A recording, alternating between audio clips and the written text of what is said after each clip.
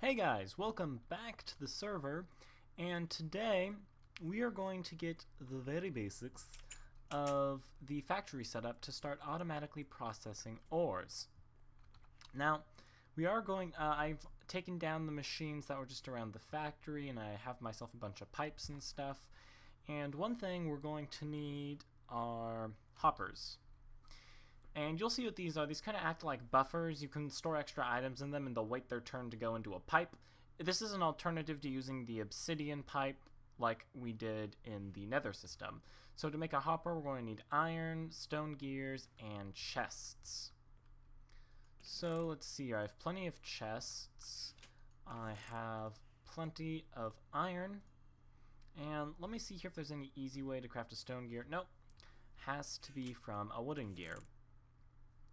So I will just grab a bunch of this fir wood and a bunch of cobblestone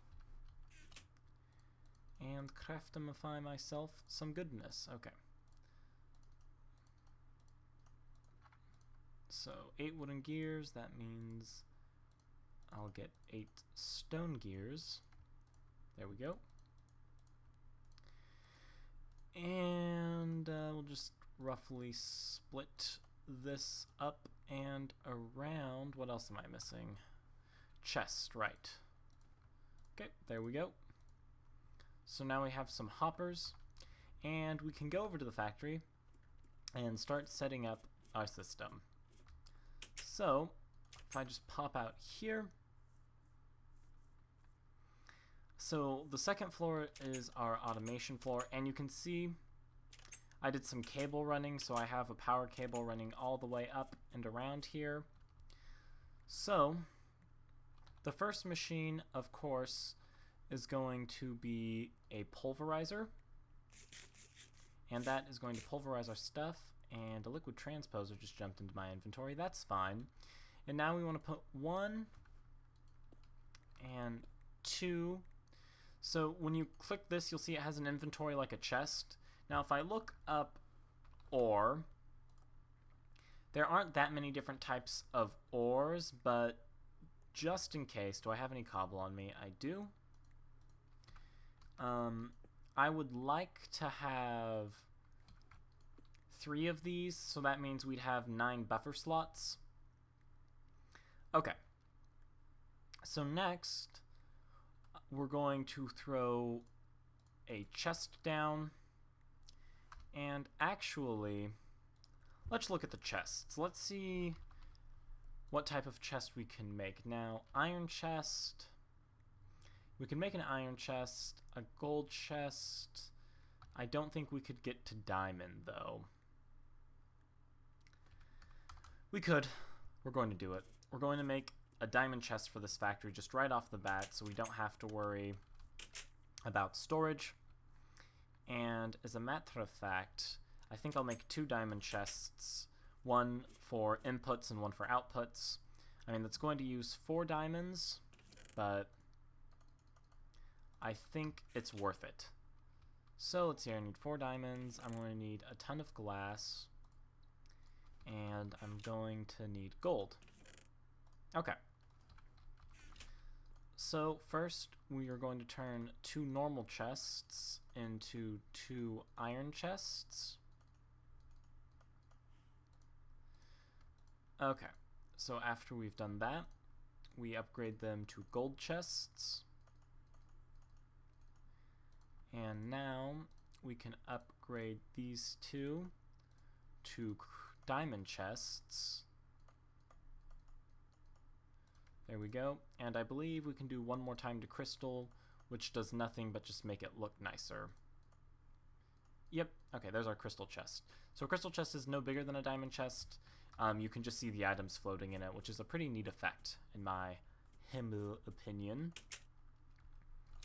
So we'll pop back out here to the factory, and we'll set up a diamond chest to put ores in. Okay. So, let's see here. I guess we can put that here. And then we need a wooden pipe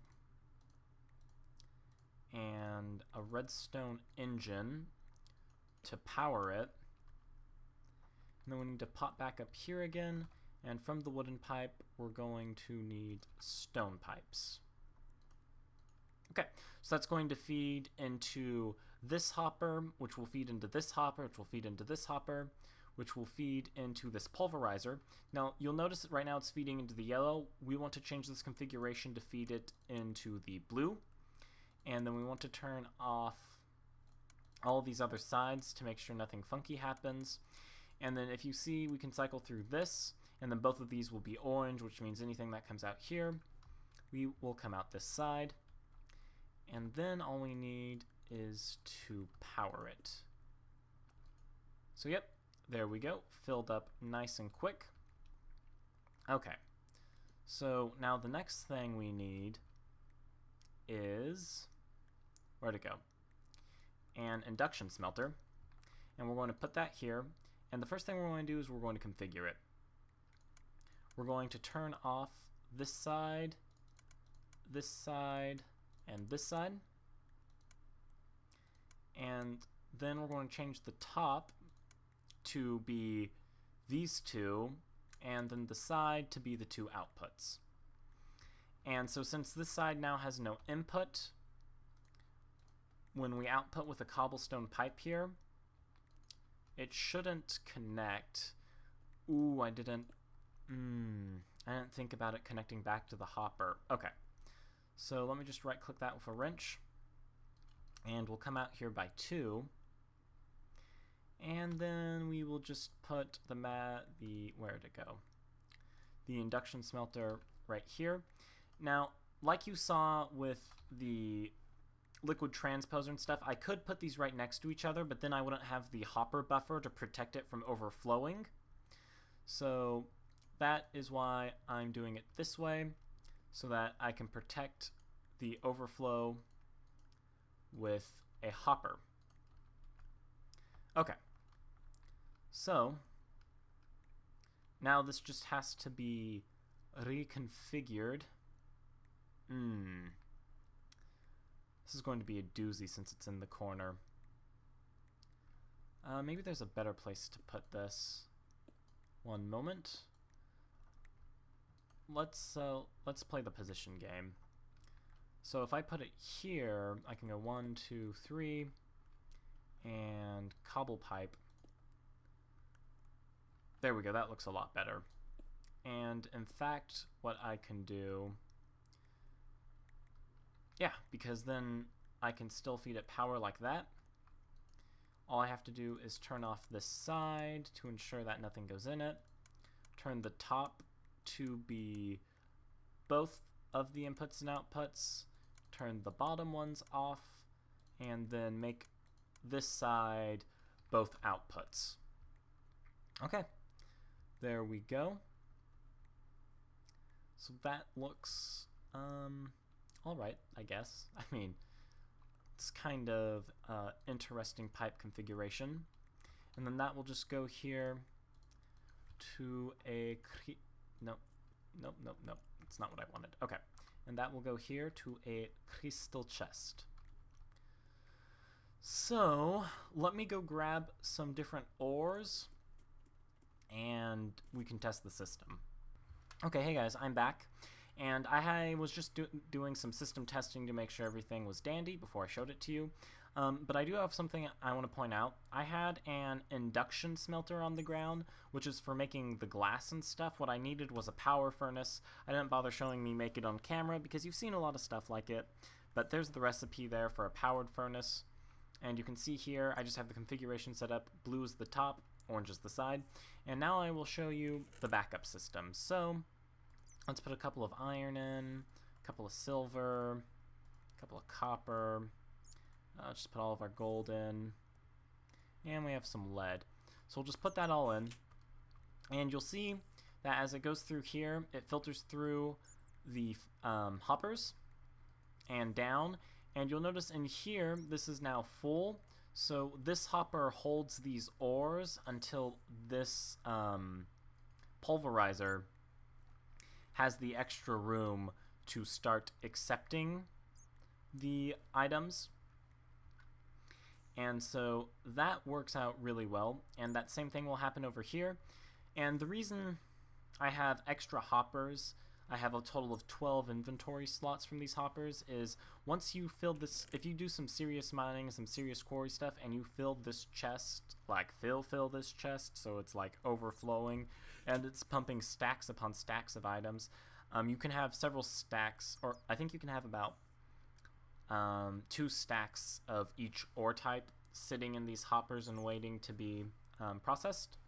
And you'll see they just go through here, and it's a similar process where things sit in the hopper and wait until finally they come out over this way as tin, copper, and iron. And let me check, this, the pulverizer might produce a different dust and thus a different ingot than the other one does. If that's so, I may just reprocess all of the ingots I currently have in it so that they're all the same. So let me just look at my bars.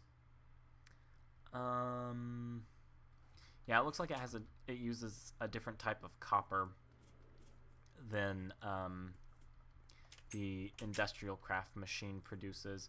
Jeez, no, don't blow up. So I might grab all of my ingots and put them into the machine, and it will just repulverize them and resmelt them. So I should, let me just check. Another thing to note, you can click the middle arrow and it will show you all the recipes. I should be able to smelt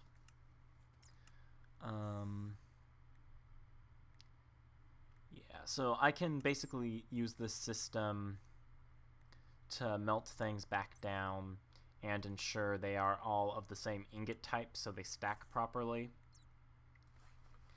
So let's see here. Yep. So I'm going to grab all of my stuff.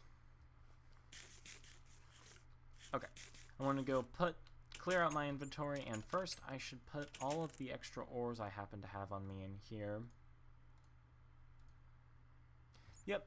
And I can get started by throwing iron and gold in here. And I will just go ahead and throw all of my current ingots and such into the system so that they will reprocess and all be of the same type. Okay, so now that I have all of my old ores and stuff in here to be reprocessed, this is a great example of overflow protection. You can see I have a bunch of lead in here, and that these hoppers are just collecting up all of the different copper and other such ingots that it has, and I'm going to sort this chest so that everything will go out in a similar fashion, which will save us some efficiency. But you'll just see that these hoppers are collecting up everything it can just to make the process more efficient all around. Let's see, that gold's going in here. It should be coming down here. Guess it's not. So, yep, let's see here. Watch the lead, and you can see similar things happening over here where the dusts are backing up until they finally all get pumped into this nice little chest. Which is pretty cool. Wow, the silver and tin and stuff is kind of weird, but it all works the same way, I believe. Yeah, I can produce all the other ingots like this, or all the other machines. Yep, so no worry about that. Okay, so the next thing we're taking care of this episode is we're consolidating chests. And how are we doing that? With a wonderful thing called a barrel.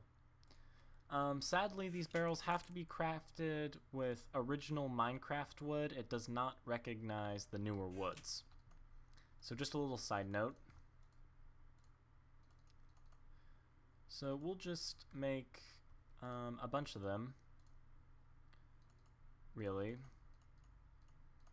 So it's a simple recipe. There you go, and there's your barrel, and I'm going to make as many of them as I can. There we go, close enough. Okay, so we have 6 barrels. And what this is going to let us do is I will start down here and get rid of these. Okay. So if I throw one of these down and I take the dirt and I right click, you can see the dirt goes in there, and I can left click and pull it out, and it will hold a stack of stacks. So whereas a chest holds 1, 2, 3, 4, 5, 6, 1, 2, 3, 4, 5, 6, 7, 8, 9. So it can hold a little bit more than a chest, I think. Let's see here.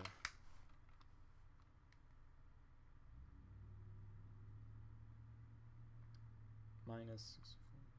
So yeah, it can hold 10 more stacks of something than a chest can. And it's pretty convenient because, let's say I have a ton of dirt in my inventory and I want to get it all out. If I double right click, it all goes in there at once. So that is pretty neat. And then if you left click, it will just pull out a single stack at a time. So I'll make another one for gravel. And let's see here. And then I can make one for sand. So I'll throw one there, and that will be my sand barrel. And that sandstone should be in there. Okay, so put you in there, and we don't have a cobble one yet. So cobble goes in there. You go in crafted materials. Okay. So can get rid of you. And let's see here. More cobble. Let's just fill my inventory up with as much as I can. Oh, almost got it all. Okay, so double right click, and you can see that it all goes in there. So that is pretty neat, and it's great for tons upon tons of storage. And it does only store one type of item, but hey, I like it. I think it's pretty neat and convenient. Okay guys, so I have one last little failsafe I put in to show you, and that is this guy right here. So you'll notice now I have a second redstone engine with a wooden pipe that pumps out of the hopper and into this chest. Now the reason that is because if something goes in here, it will just instantly get bumped down to the next level and not stick in here. However, if items start piling up in here, I don't want them to pile up to the point where they overflow. So the way this engine is set up is it will start pumping items out of this top hopper once this top hopper starts to overflow. So it's just one last failsafe to make sure that when this top hopper starts getting over full, it will just start pumping things back into this chest and thus ensure that no badness happens. Now, of course, you could always do the obsidian pipe method like I did down here. If you can, it's kind of hard to see. Let's see here if I can maneuver my way around.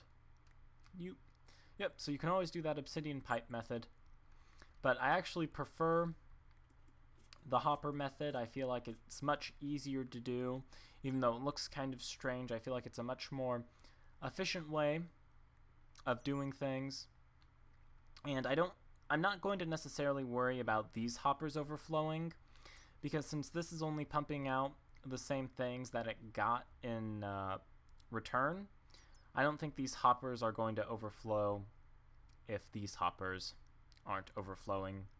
That makes any sense at all in my reasoning. So that's going to be it for this episode. I thank you guys for watching. As always, if you enjoyed it, please consider like, commenting, and subscribing. And if you want to chit-chat with me and see what I'm up to, check me out on Twitter. I'll see you next time I'm playing on the server. Toodles!